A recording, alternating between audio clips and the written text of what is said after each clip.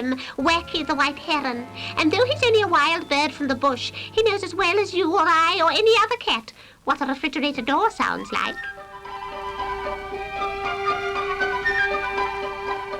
Mostly, we cats pay no attention to him. Silly thing gets dirty playing in the dust from the coal mine. Until Wacky started coming round here about 3 months ago, the only competition for meat and fish was from Blackie from next door. But now I've got to chase that wretched bird away too, before I can be sure of getting anything. Altogether a most irritating situation. There's one thing, though. A cat can always tell when there's fresh fish coming, just by watching Wacky watching the mobile fishmonger serving Mrs. Browning. No, a cat can't really care for these heron folk. No need to be so haughty just because your ancestors settled on the coast before mine did, and you don't need all of that just for yourself either.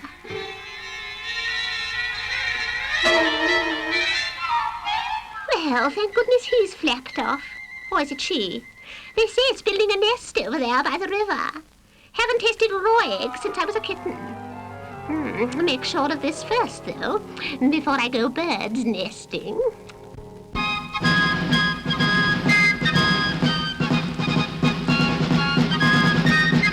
After 10 post-war years with the Royal New Zealand Navy, Bellona lies alongside her successor Royalist at Plymouth, home of Francis Drake and naval tradition, whilst the crew are issued with one for the road.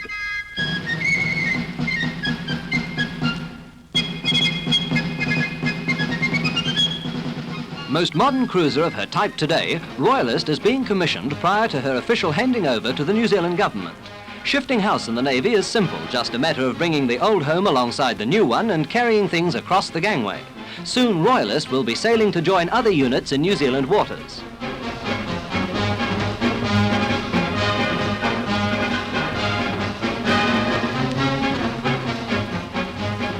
After all removable fixtures have been accounted for with true Kiwi proficiency, small items of sentimental value are also taken care of.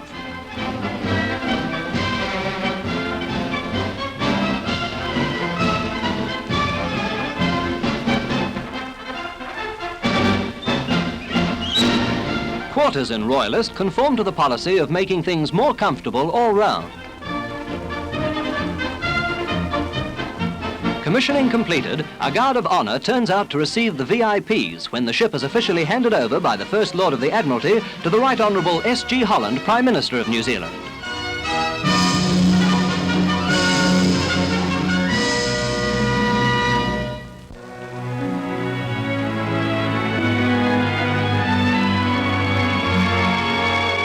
One branch of soil science is soil mechanics, whose practical concerns are with earth embankments and foundations. Foundations, for example, for extending the new wharf at Mount Maunganui. A sampler tube is driven into the harbour bed at successive depths of drilling. This is an all-weather job. Up comes the sampler to yield to research workers of the New Zealand Soil Bureau some muddy evidence as to how well this spot in the harbour bed will support a concrete pile. Electrically, metal equipment immersed in soil becomes the plate of a weak battery. Soil Bureau staff working at Wairaki have advised how buried pipes of the geothermal scheme can be saved from soil corrosion by applying electrical countercurrents. A query from the Auckland Zoo. Why do buffalo make a muddy mess of their playground while the llamas leave the turf of theirs uncut? There's no answer in the books, so the slow motion camera is called in. The slowed-up llama has an almost bird-like tread on the soil surface, whereas the common cow puts her foot in it in such a way that she undercuts and kills grass plants. As the police say, investigation continues. Today, in the Soil Bureau's drafting room, district soil maps are being prepared. As well as aiding all concerned with the land, the maps give sidelights on many other problems. Unusually good teeth in South Taranaki correspond to a particular soil belt. Freedom from decay is above average on the pumice soils round Taupo. On the map of areas where rate of dental caries is high, there is again correspondence.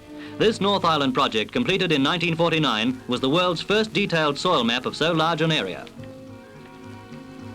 Soil types are quickest recognized by their profiles. Everyone in the north knows gumland by sight, pale topsoil, almost white subsoil, and an iron-hard pan under that.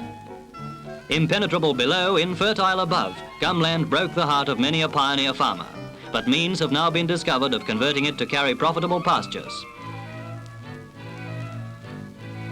In the north, stone walls indicate natural fertility. Farmers who were lucky back in the days of soil guesswork fenced the good basalt soils whose profiles generally reveal stones in the subsoil. In the laboratory, weak acid percolates daily through the latest batch of soil samples. The solution taken from the soil is measured for main fertility elements. For phosphates, colour test, the strength of the colour measured exactly by a photometer. For nitrogen, reduction to ammonia and a titration. For total carbon, a drastic oxidation. During the Jubilee celebrations of this branch of the research department, Dr. Russell came from Oxford University for a cordial visit. Mr. N.H. Taylor, director of the Soil Bureau, shows him the catchment areas at Taita and the V-weir, which measures runoff from bush as against pasture. There is a new laboratory at Taita. The anatomy of soils is studied microscopically. Individual small fungi picked out and grown in petri dishes.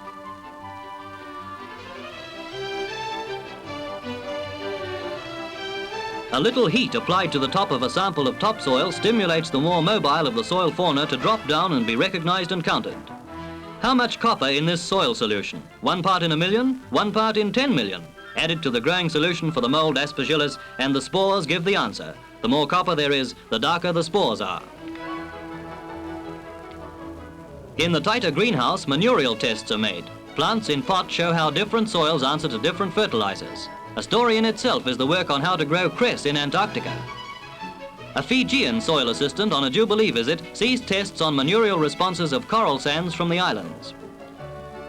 Schoolgirls and soil mechanics. Displays for the public were a feature of the Bureau's Jubilee Week. A soil sample compressed beyond the limit. When celebrating the Bureau's 25th year, excursions were made for visitors to farmland and bushland in the Wellington area and by bus to such places as railway embankments, where soil enthusiasts can see soil profiles to advantage. On Taranaki pasture, the long-term effects of superphosphate top dressing are being studied. The yield of grass year after year. The agricultural class of New Plymouth High School helps with the experiments. The boys take samples for investigation of changes in the soil. The farmer who has lent the land watches the machine designed for even and very light top dressing of the small experimental plots.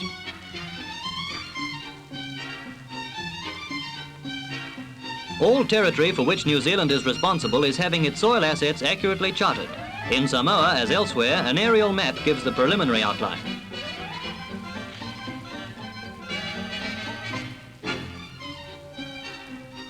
Samoan prosperity depends very much on better use of the soil. Before scientists can help, they have to know what the soils are. Profiles are described, samples for analysis in Wellington taken from each level of each profile. On an irrigated area of central Otago, pedologists, soil scientists that is, gather information towards the South Island soil map. 3 teams have been in the field for up to a dozen years and the job nears completion. In most districts, the soil pattern is a very complex one. There may be 3 or more soils in one paddock. The more detailed the survey, the more it can help towards increased production. They gather soil information, soil samples and turf samples, and as a last straw, samples of the almost universal wheatgrass, sweet vernal. Sweet vernal is used as a detector of trace elements. Carbonized in the laboratory, its ash will contain, if the soil contained it, minute traces of copper, cobalt, boron and molybdenum. A photographic plate is inserted in the spectrograph. The elements in the sweet vernal ash, when made to flame in a carbon arc, all show their own spectrum lines at appropriate strengths. About 70 men and women staff the New Zealand Soil Bureau. In the drafting room, all information comes together to complete the soil map of the South Island. Reserves, forests, farms. Where the good soil for each purpose lies is now known, and no farmer who consults the soil maps need waste his life trying to break in hopeless land.